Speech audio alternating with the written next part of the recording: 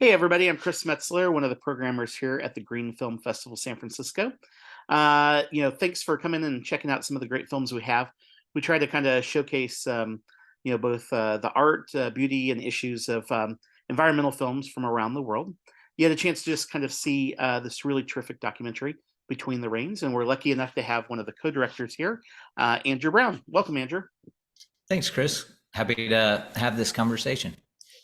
Yeah, maybe can you give us a little bit of backstory of how did the kind of concept for this project develop, and how did you know that there was a film there?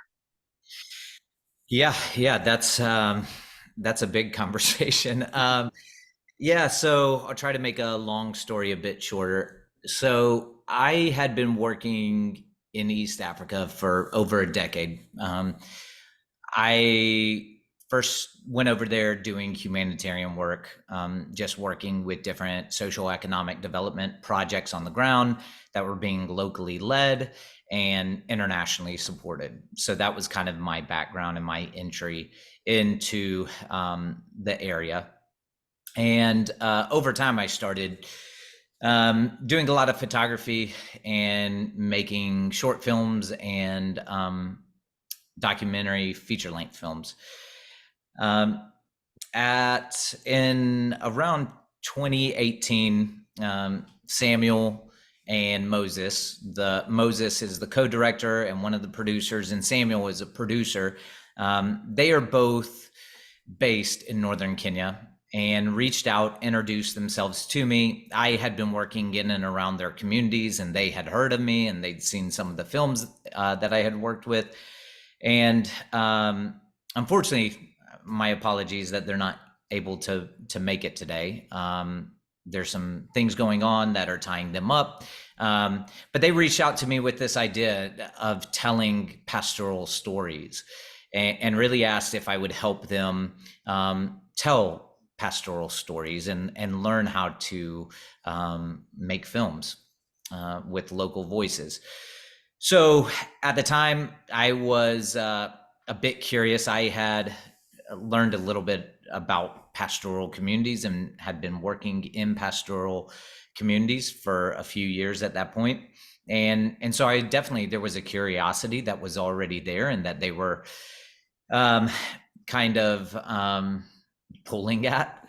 I think they could see that curiosity in me when they told me their desire to tell the stories, but I was still very hesitant to move forward with this story because I just wasn't sure about telling a story within the Turkana community, if it could be done in a responsible and ethical way. Just with me being an outsider, I knew that that would draw a lot of attention, and I was really concerned about the community turning in on itself. You know, the Mhm. idea of some community members not being involved or not being filmed.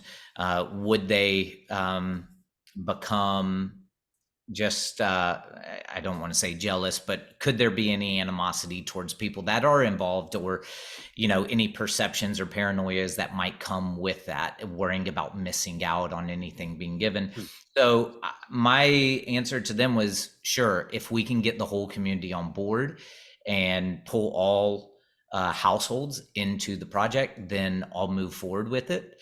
And what they did, Samuel, being a producer and an advocate that was born and raised in the community, Colea is his younger cousin, Veronica is his mother. He's the firstborn of Veronica. He just started working with Moses, and they started scheduling meetings with every household. So we went on a bit of a household BOMA tour, just sitting down, having coffee with I think it turned out we identified 172 households that were in the area. The village is a bit loose where it ends, where it begins. But we wanted to make sure that everyone around, that we were transparent with them, that they had opportunities to express any concerns, give any ideas, have input, and then just really fostered that type of communication and that open door policy throughout the production. And that went smooth for the most part. I mean, it took about a year to have all those conversations, but it was pretty clear that there was something special, and that the voice of the Turkana and Nagara Mora community was important, but had not been heard. And they were very open as a whole to explore the project. So yeah, we just kind of took it one day at a time, and it ended up taking 5 years, 4 years of filming, but 5 years if you include that first year of pre-production work. Nice. Well, thanks for sharing. It just kind of I think illustrates the work that can and has to be done to kind of be able to craft a film with the nuance that you have. Yeah, I know you'd mentioned you're also the cinematographer. What was the kind of approach? And there's kind of a very kind of beautiful aesthetic to the film. I mean, how did you guys, work as a team to kind of establish what you wanted the look of the film to be? And you know, I can imagine some of the situations aren't necessarily easy to kind of film in. So how do you kind of maintain that approach, over the course of several years of filming? Yeah, so I only know how to shoot the way that I shoot. So, I wish that there was a lot of just predetermined aesthetic ahead of time. Um, there wasn't. It was a bit, at times, it felt a bit careless. But what we did try to do is just make it as immersive as possible. That was really important. We wanted everything to be shot from the same vantage point that Collet had. So a lot of unguarded thought or unrehearsed thought, or just kind of unguarded moments. We really sat around, counted on those. That's why it took 4 years and over 800 hours of footage, just filming, waiting for special moments that said a lot without having to chase sound bites. So really, I had also been doing enough films before this, feature films, that know when there's tons of dialogue and a lot of subtitles, there's going to be some audiences that just don't want to read for 80 minutes straight. So wanted to tell a story, visually as much as we can. And when I edited the film with two other editors in Kenya, we sat down and said, we have too much footage to simply transcribe everything. Let's sit down and try to tell this story visually Hmm. as far as we can. And then let's go back and we'll fill in the blanks. We'll fill in dialogue as needed to give the information that is needed, but just enough, because we wanted it to be visual and immersive and stay in that tone. But I would say the way that we shot it was very close, and I was pretty much staying side by side with Collet in most of it. And whatever caught his attention, I would try to turn the camera towards that. Moses and Samuel, while they weren't shooting, they weren't holding any cameras. What they did was really important as well. They were, Moses was really trying to establish the trust and keep the trust there. He was running back at nighttime to town and recharging batteries and giving media and kind of sharing with me any input that people were offering him, any ideas.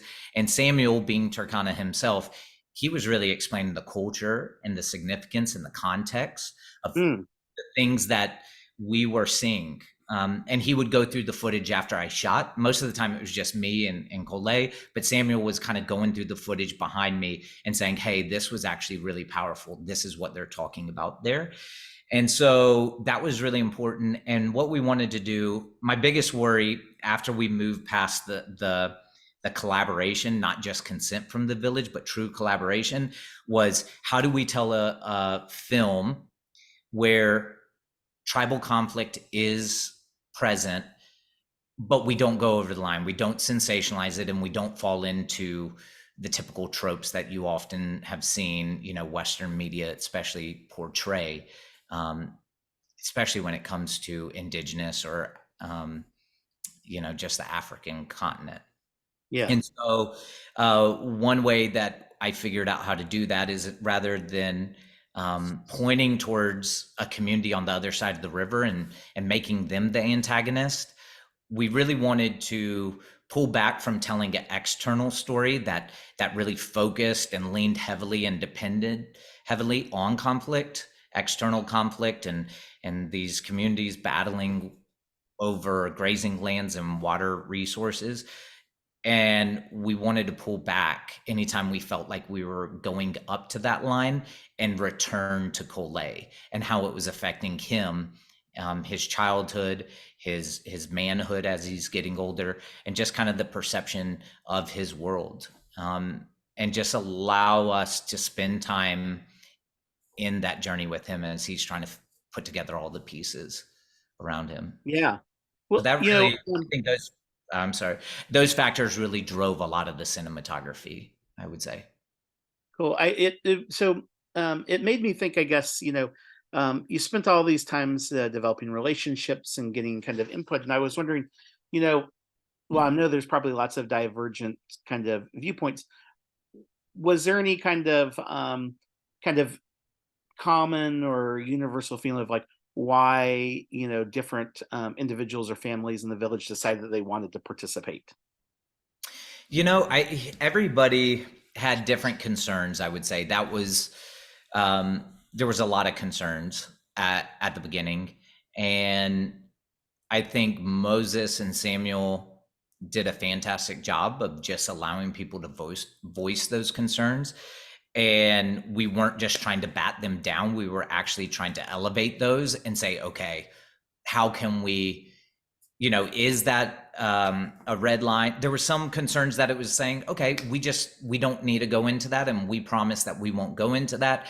And then there were some concerns that there was space and room to flesh it out and say, okay, what's the root of that concern, Hmm. and make sure that we are addressing that.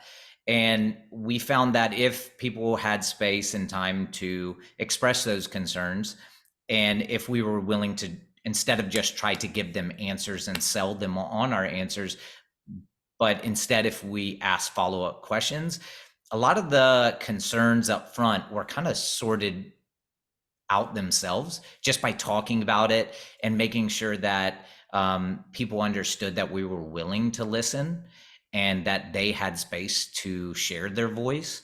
And at times when we weren't able to come to a good understanding, we were willing to walk away from ideas that we had. Mhm. Because I think a lot of people saw that we weren't trying to put the story over um, the people that we were working with. We were willing to try new things and leave some things unknown, even if it put it on us. Um, as far as why people did it, um, I believe, and it might be a bit idealistic, but I believe that everybody wants to be known. I think that's one thing that every human that I've met wants to be known and understood. And if I think that we created an environment that gave space for people to share what they wanted to tell. One reason why it took 4 years with Collet is because he was finding his voice and he didn't know exactly what he was wanting to share and what he wasn't willing. And so just giving him space and time to say, we're not in a rush. We're not trying to finish this in this shoot. We can come back, and just he didn't feel that pressure to perform. He didn't feel that pressure to know things above his experience. We weren't spoon feeding him lines that we thought would sizzle with Western audiences or even audiences in Nairobi.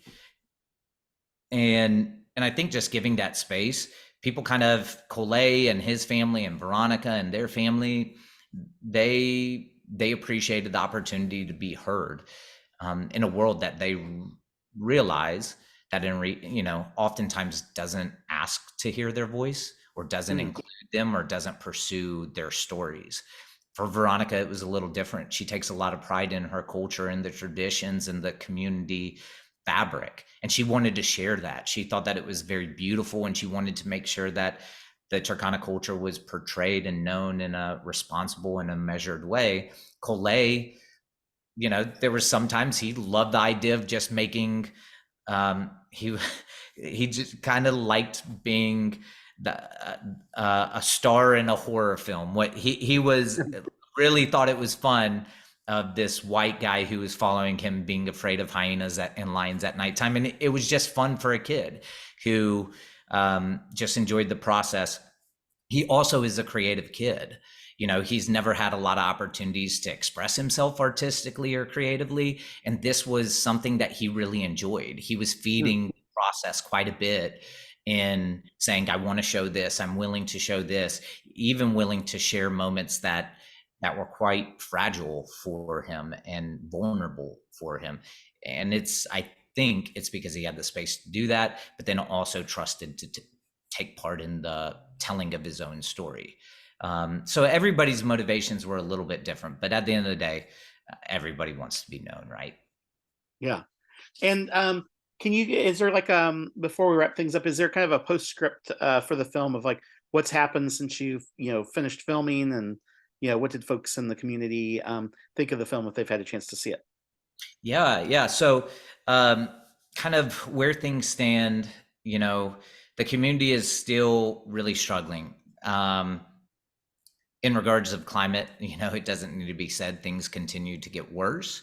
And so those realities for the Turkana Nagara Mara community are not going to be solved by one film or two films. I mean, there's a bigger problem that goes beyond them and their world, which is the real tragedy of the story, I think. Um, but for Cole and Samuel and Moses, they've all been able to travel with the film. Moses was able to get all the documents needed, and he went to Tribeca and was able to share that. Samuel and Cole weren't able to get the US visas, but they went to the UK premiere at Sheffield Doc Fest. They were able to go, and Cole, he is happy because he went to Arsenal Stadium in London, and Samuel was able to go to Chelsea, and kind of see that Premier League is their one source of entertainment that they get over there, and so that was huge for them.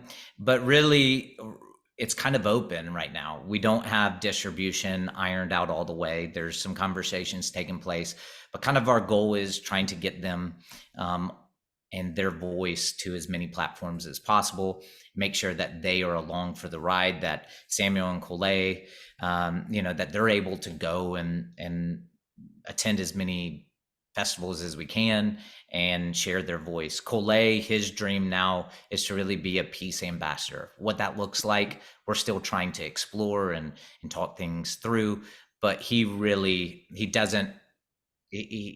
has found a value in the Turkana culture, but he doesn't want to engage in any sort of cattle wrestling or raiding or conflict with other communities. And that's one thing that we've really been able to see with this film is there locally, different communities from different tribes have been able to come together and watch it together. And our goal there is really just to use it to start new conversations and create opportunities for people to come together and say, okay, this problem isn't about you or me or who's at fault. It's bigger than us. This is something happening to us and we're in it together. And hopefully what we're seeing is local ideas come forth and ideas of climate adaptation and things like that, finding best practices, ways that other villages are exchanging what's working for them or helping them survive in an increasingly harsh situation. So that's the best that's come out of it so far. Well, nice. Well, if you could kind of thank them for us of